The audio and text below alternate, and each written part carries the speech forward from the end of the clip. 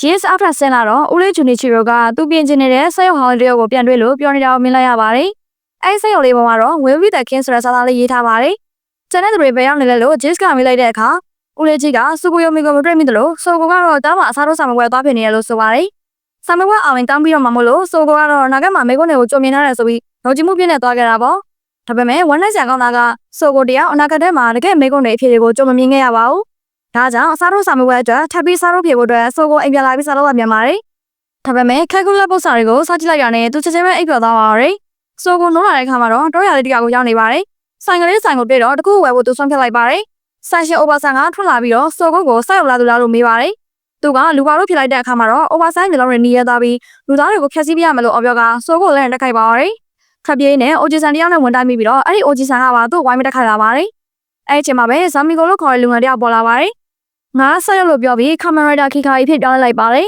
။အိုဂျီဆန်နဲ့အိုဘာဆန်ကခိကာကြီးစီအောင်ပြောင်းသွားပြီးတက်ခိုက်ကြပေမဲ့ခိကာကြီးကလက်တကူပဲနိုင်သွားခဲ့ပါတယ်။ဆိုကိုတကူကိုပြောဖို့ပြလိုက်ချိန်မှာပဲတကဘာလုံးဒုက္ခသားတို့ခံစားလိုက်ရပါတယ်။တကယ်တော့အဲ့ဒါသူ့ဖုန်းမြင်နေရပါ။ဆိုကိုလန့်လို့လာပြီးတော့ဒါအိမ်မက်တကူဆိုတာသဘောပေါက်သွားပါတယ်။ဖုန်းဆက်တာက GS ဖြစ်ပြီးတော့ another rider ပေါ်လာချိန်မှာအဲ့နေရာမှာဆိုပြီးသူ့ကိုစူပါရတယ်။ဆိုကိုလည်းအမြန်ပြေးသွားပြီးခဏတော့တွေ့သွားပေမဲ့ CO2 ဖြစ် fashion လောက်က another rider ကိုဆုံးသက်လိုက်ပါတယ်။ဒါပေမဲ့အထက်မှာလူတယောက်မှမပါလာလို့ GS ကအောင်းသွားပါတယ်။ဆိုကိုကတော့ဆာဆက်လုပ်အတွက်အိမ်ကမန်းကရန်ပြန်ပြေးသွားပါတယ်။သူတို့မမြင်လိုက်တဲ့အရာကတော့ပြောင်ရည်ထဲကနေထွက်လာပြီးတစ်ပင်မှာသွားကတ်ကပုံစံပြရုံနေတဲ့ထူးဆန်းတဲ့ရိုးစုပိတ်ငူလိုအကောင်ပါပဲ။ Aura, Huey နဲ့ Swatch တို့ကလည်းဒီ another rider ပဲရောက်လာမှမသိကြပါဘူး။အိမ်ရောက်တော့ဆိုကိုဆက်လုပ်ဖို့ထပ်ကြိုးစားပေမဲ့ချက်ချင်းပဲအိပ်ပျော်သွားပြန်ပါတယ်။ဒီတစ်ခါတော့ဆော့ကအိမ်မက်ကဘာတို့ပြောင်းသွားပြီးတော့ခိကာရီနဲ့ပြန်ဆောင်ပါတယ်။အဲဒီလူငယ်ကသူ့နာမည်မာကီနာရန်ဒိုလို့မိတ်ဆက်ပါတယ်။ကလေးတတရောက်လာပြီးရန်ဒိုကိုနေအောင်ကြီးစွမ်းရင်တုံဂျူရူစီကနေလေဆာရနဲ့စွမ်းရင်ဖိပြဖို့တောင်းဆိုကြပါတယ်။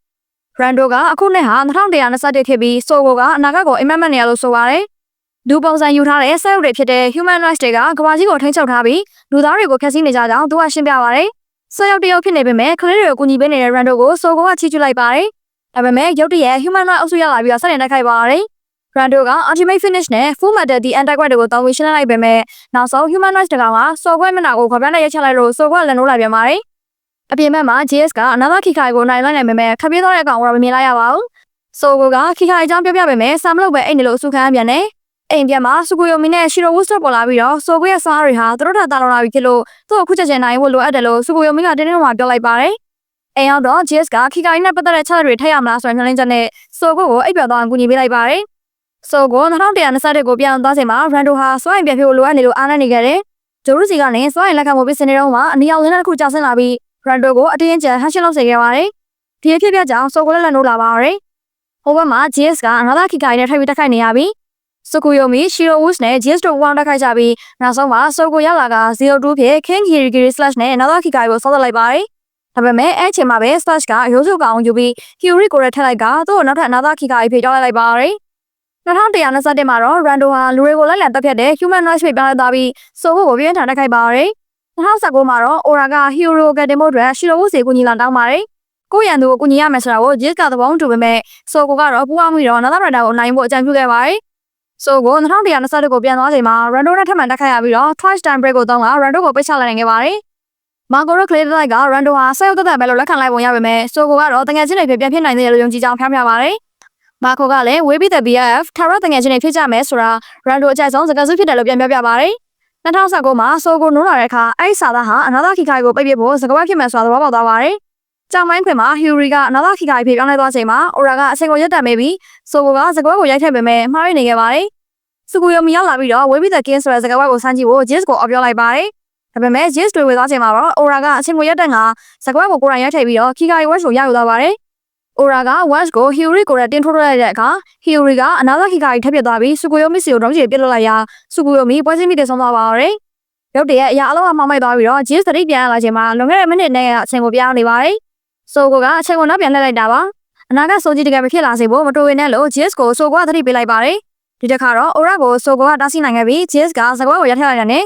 Kikai Watch ကရှီရိုဝူစီရောက်လာပြီးတော့သူက featuring Kikai ဖြစ်တောင်းလိုက်က another Kikai ကိုပြည်နိုင်ရှင်းနိုင်ခဲ့ပါတယ်။ Aura ကတော့ season လက်ကားဖြစ်သွားလို့ဒေါသကြီးနဲ့ Hero ကိုခေါ်ထွက်သွားပါတယ်။စကူယိုမီနဲ့ GS တို့ကလည်းဆိုကိုထိုင်းခဲ့ပြီးထွက်သွားကြပါတယ်။ဆိုကိုက2121ကိုပြန်သွားပြီး Kikai မှာ BF စကွဲကိုရထည့်လိုက်ခါ Rando ကိုပုံမှန်ချင်နေပြောင်းသွားလို့ပြလိုက်နိုင်ခဲ့ပါတယ်။ Rando ကလည်းဆိုကိုဟာသူ့ရဲ့ BF ဖက်ပါလို့ပြုံးပြနှုတ်ဆက်ခဲ့ပါတယ်။ဆိုကိုဆောင်မွဲဖြစ်နေတဲ့ကြားမှာလည်းနိုးလာခဲ့ပါတယ် အားကြကောင်းတာကမေကွန်နေဟာသူကြိုတင်ခန့်မှန်းထားတဲ့အတိုင်းတိကျဖြစ်နေပြီးတော့သူကြောင်းပြီးဖို့တည်ကြသွားပါပြီ။သူတို့မျိုးကိုလမ်းကြည့်နေစူကိုယိုမီကအဖြစ်မှန်စကားဟာဆိုဝင်ကဆောက်ခဲ့တဲ့စက်ရုံလေးပေါ်မှာရေးထားတာလို့ GS ကိုရှင်းပြပါတယ်။အနာသာခိခိုင်ဟာစကုတ်ထုတ်ဆိုသူစီကလာတာမဟုတ်တဲ့အတွက်ဆိုကိုရဲ့စွမ်းဟာအနာဂတ်ကိုကြိုမြင်အောင်သက်သက်မဟုတ်ပဲသူအိမ်မက်မတ်တို့မျိုးအနာဂတ်ကိုဖန်တီးနိုင်တဲ့စွမ်းမျိုးဖြစ်နေပြီလို့ပြောရင်းနဲ့သူမတကယ်ကြောက်နေပြီလို့ဝန်ခံလိုက်ပါတယ်။အဲ့အချိန်မှာရှီရိုဝုစ်ပေါ်လာပြီးအိုမာဒိနီကလာပြီးဖြစ်ကြောင်းသတိပေးနေရှီနိုဘီခွစ်နဲ့ခိခိုင်ဝက်တွေကိုပေါင်းဆက်က GS River ရဲ့စွမ်းအားကိုဖန်တီးလိုက်ပါတယ်။မြို့တစ်ဖက်မှာတော့ Search ဟာအနာသာစီကို watch ကိုကန်ခိုင်းနေသူအသုံးချမဲ့ဆင်ရောက်လာပြီလို့ကြေညာလိုက်ပါတယ်။ဆိုကိုနဲ့ဦးလေးဂျူနီချီရိုတို့နှစ်ယောက်လာလေတတိစိတ်မနှက်ဆောင်စားနေတော့ခူရိုဝုစ်ရောက်လာပြီးတော့သတင်းစိုးတစ်ခုပေးပါတယ်။အရင်ကအနာသာရိုက်တာဖြစ်ခဲ့မှုတဲ့ဆာယုတ်ချက်ဆိုသူတွေဟာတယောက်ပြီးတယောက်ပြန်တက်ခိုက်ခံနေရတယ်ဆိုတာပါပဲ။ရောက်တည်းရဲ့အနာသာဘေးပေါ်လာတော့ဆိုကိုကဘေးအာမနဲ့တက်ခိုက်ပြီးတော့ Vortex Time Break နဲ့ဆုံးသက်လိုက်ပေမဲ့အနာသာဘေးကတည်မသွားပဲအနာသာ ESA ဖြစ်ပုံစံပြောင်းသွားပါတယ်။ခူရိုဝုစ်ကဆိုကိုဘေးကအစီအမံခေါ်ထုတ်သွားခဲ့ရတယ်။အဲ့ဒီအနာသာရိုက်တာရဲ့လူပုံစံဟာဆိုကိုသိနေတဲ့ပုံစံမျိုးပါ။မြို့တစ်ဖက်မှာတော့စကူယိုမီက GS ကိုဒီအကြောင်းတွေပြောပြပြီးတော့ဇီရိုအနိုင်ဖို့အတွက်သူမအကူညီနိုင်လာလို့မေးပါတယ်။ GS ကလည်းရတာပေါ်ဂရီဘေးထွက်သွားပါတော့။ဆိုကိုအိမ်မက်တစ်ခုမှတ်ပြန်ပါတယ်။ကောင်းဝင်မှာအရန်တောက်ပါတဲ့ကျဲပွဲပုံမြင်ရပြီးကန်းချင်မှာတော့02နဲ့ GS တို့ကအသေးလက်တက်ခတ်နေကြတာပါ။သူနိုးလာတော့ Crowus ကဒါဟာနမိတ်ဖက်အိမ်မက်ဖြစ်နိုင်တယ်လို့ဆိုကြပါတယ်။ဆိုကိုမြင်ရတဲ့ကျဲဟာ Regulus လို့ခေါ်တဲ့ဘင်းရဲ့ကျဲဖြစ်ပြီး Over မှာတောက်ပါဆုံးဖြစ်မဲ့ကျဲလို့ Crowus ရဲ့စာအုပ်ထဲမှာရေးထားပါတယ်။အဲ့ဒီအချိန်မှာပဲAnother Rider လူငယ်ဟာAnother ESA ဖြစ်ပြောင်းလဲပြီးအရင်ကAnother Face ဖြစ်ခဲ့တဲ့စာကုမစီကစွားတွေကိုဆုပ်ယူလိုက်ပါတယ်။ GS ရောက်လာပြီး ESA Rush ကိုသုံးတာတက်ခိုက်ပေမဲ့ဒဏ်ရာပြင်းထန်သွားရပြီးတော့ပေါ်စပြတ်သွားခဲ့ရပါတယ်။ဆိုကိုက GS ကိုသတိပေးလိုက်တာကတော့ငါတို့ရဲ့ Right Watch တွေကဒီ Another Rider ပေါ်မှာအလုံးမလုံးဘူးဆိုတာပါပဲ။ရှီရိုဝုစ်ရောက်လာပြီးတော့ခီခိုင်စွားတဲ့တက်ခတ်လိုက်တဲ့အခါမှာAnother ESA ဟာ Face ပုံစံပြောင်းသွားပါတယ်။အဲ့လူငယ်ကသူ့ကိုယ်သူခါကိုကဟီရိုတို့မိတ်ဆက်ပြီးတော့ဆိုကိုနဲ့သူတို့ဟာမကြခင်မှာထိတိုက်တွေ့ကြရတော့မယ်ကန်စမာပါလာတွေလို့ပြောကခေါ်သွားပါတယ်။ဆိုကိုကဟီရိုကိုမမှတ်မိပေမဲ့ဦးလေးဂျူနီချီရိုစီကနေတော်လို့ဆရာအမှန်တရားကိုစုကိုယုံဝင်သိလိုက်ရပါတယ်။လွန်ခဲ့တဲ့ဆက်နဲ့2009ခုနှစ်ဧပြီလ24ရက်ကဆိုကိုရဲ့မိဘတွေတစောင်းခဲ့တဲ့ကျောင်းမခွဲဘတ်စကားမှမှုကြီးမှာအသက်ရှင်ကျန်တဲ့သူ2ယောက်ပဲရှိခဲ့တာပါ။တစ်ယောက်ကဆိုကိုဖြစ်ပြီးနောက်တစ်ယောက်ကတော့ခါကိုကဟီရိုပါပဲ။တစ်ဖက်မှာလည်းဆိုကိုနဲ့ခရိုဝုစ်တို့ကအရင်ကအနာသာဝိဇက်ဖြစ်ခဲ့တဲ့ဟာယာစီဝါကဝေဖို့ကြိုးစားနေပါတယ်။ဆိုကိုကအနာသာရိုက်တာပေါ်လာတိုင်း GS ကိုတွေ့ရမှာမလို့ဆက်လုပ်ရှာနေနေတာကိုသူ့ကိုယ်သူအားနာနေပြီးပြန်ပါတယ်။ဒါပေမဲ့ဟီရိုကဟာယာစီကိုအရင်တွေ့သွားပြီးတော့စားတွေကိုဆုပ်ဖို့ကြိုးစားပါတယ်။ဆိုကိုရောက်လာပြီးဘာလို့ဒီလိုလောက်ရတာလဲလို့မေးတဲ့အခါဟီရိုကတော့အကြီးနဲ့မင်းနားမလဲပါလို့အော်ဟစ်လိုက်ပါတယ်။သူဟာဆိုကိုကိုနိုင်ယူဖို့အတွက်တခြားရိုက်တာတွေရဲ့စွမ်းကိုစူးစမ်းနေတာပါ။တိုက်ပွဲအတွင်းမှာ GS နဲ့ရှီရိုဝုစ်ကရောက်လာပါတယ်။ GS က Revive Watch ကိုတော့ကြိုးစားပေမဲ့ဇီရိုတကယ်တော့ဖို့စိတ်မဖြစ်လာခြင်းမရှိသေးတာကြောင့်စားကအလုံးမလုပ်ပါဘူး။အဲ့ဒီအချိန်မှာပဲဟီရိုကထူးဆန်းတဲ့ Watch ကိုထုတ်ပြီးတော့နာသာစီကိုဖေးပြောင်းလိုက်ပါတယ်။အနာသာစီကိုဟာတစ်ချက်တည်းနဲ့ GS နဲ့ရှီရိုဝုစ်တို့ကိုလည်းထူနိုင်ပါတယ်။ဟီရိုကဒါကိုမြင်တော့လန့်သွားပြီးတော့ Search ကိုသွားမိပါတယ်။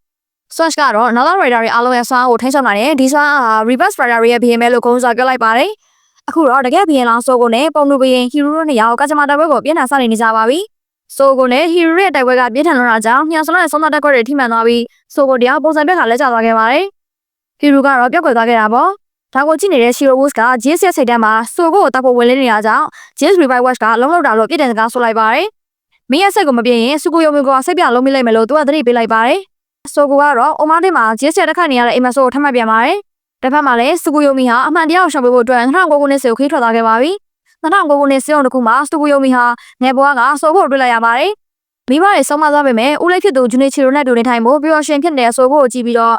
့တခြားခန့်ကဒဏ်ရာပြင်းထန်သွားကြထားတဲ့ဟီရိုလေးကတော့မနာလို့ဖြစ်နေခဲ့ပါတယ်။ဒီမတော်တဆမှုဟာဆိုကိုကြောင့်ဖြစ်ရတာလို့ဟီရိုကနာကြီးစွာအော်ဟစ်နေခဲ့ပါတယ်။ပြန်လည်ဆုံတွေ့ကြတဲ့တိုက်ပွဲမှာဟီရိုကဆိုကိုတက်ချင်ရတဲ့အကြောင်းရင်းကိုဖွင့်ပြလိုက်ပါတယ်။မင်းကြောင့်ငါမိသားစုတေးခဲ့ရတာအဲ့ဒီဘတ်စကားပေါ်မှာအဖျော်ဝတ်ထားတဲ့မိန်းကလေးတယောက်ကမင်းနာမည်ကိုအော်ခေါ်ပြီးတနက်လိုက်ပြစ်ခဲ့တာလို့သူကဆိုပါတယ်။ဆိုကိုကတော့နာဂကလူတွေသူ့ကိုဘယင်မဖြစ်အောင်သွားတာကြောင့်အပြစ်မရှိတဲ့လူတွေတေးခဲ့ရတာကိုသိလိုက်ရပြီးတော့သွားပါတော့။အဲ့ဒီအချိန်မှာပဲ GS ဟာ2009ခုနှစ်မတော်တဆမှုဖြစ်တဲ့နေ့စီကိုကိုရိုင်းသွားဆောင်ခဲ့ပါတယ်။ဘတ်စကားပေါ်မှာတနက်လိုက်ပြစ်ခတ်ပြီးထထကြာရီဖန်တီးနေတဲ့အဖျော်ဝတ်မိန်းကလေးဟာတခြားသူမဟုတ်ပဲစူကိုယိုမီဖြစ်နေတာကိုသူမြင်ဝါထနေမြင်လိုက်ရတဲ့အခါ GS တရားဆွမ်းအားသွားခဲ့ရပါတယ်။2019ကိုပြန်လာတဲ့ GS ဟာဆိုကိုနဲ့ဟီရိုတိုက်ပွဲကြားတွေကိုဝင်လာခဲ့ပါတယ်။သူ့ရဲ့ဒဏ်ရာရနေတဲ့သွေးစွန်းနေတဲ့လက်နဲ့ GS Revive Watch ကိုတက်သွင်းလိုက်တဲ့အခါမှာတော့အားပြည့်စုံပုံစံဖြစ်တဲ့ GS Revive ကိုစုဖြစ်နှုတ်ထားလာပါတော့။ GS Revive ရဲ့ဆွမ်းအားကပြစ်ထန်လို့ဟီရိုကိုတားဆီးရခဲ့ပေမဲ့